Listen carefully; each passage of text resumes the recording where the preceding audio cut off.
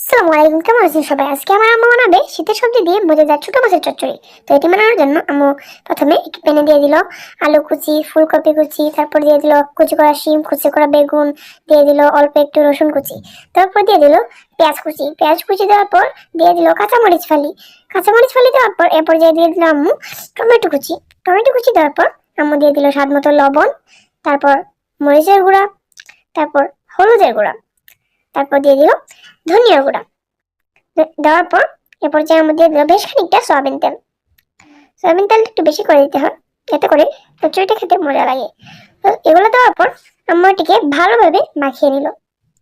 ভালোভাবে মাখিয়ে নিতে হবে, সবকিছুকে মিশিয়ে নিতে হবে। এরপর যে আমরা দিয়ে দিল ধুয়ে রাখা ছোট মাছ দেওয়ার পর আবার এগুলাকে ভালো করে মাখিয়ে নিল। এগুলাকে ভালো করে মিশিয়ে নিতে হবে। মিশিয়ে নেওয়ার পর এরপর যে আমরা পানি দিয়ে দিল।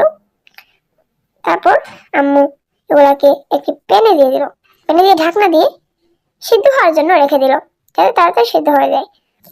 অনেকক্ষণ রেখে দেওয়ার পর প্রায় সিদ্ধ হয়ে এসেছে। এরপর যে ঢাকনাটি উঠিয়ে দিয়ে দিতে হবে ধনিয়া পাতা দেওয়ার পর আম্মু আবার ঢাকনাটি দিয়ে একটু সিদ্ধ করে নিল। এই তো তৈরি হয়ে গেল মজাদার শীতের সবজি দিয়ে ছোট মাছের চচ্চড়ি। তো ভিডিওটি ভালো লাগলে ভিডিওতে লাইক এবং চ্যানেলটিতে সাবস্ক্রাইব করে দিবেন এবং পাশে থাকা বেল আইকনটিতে ক্লিক করবেন। ধন্যবাদ।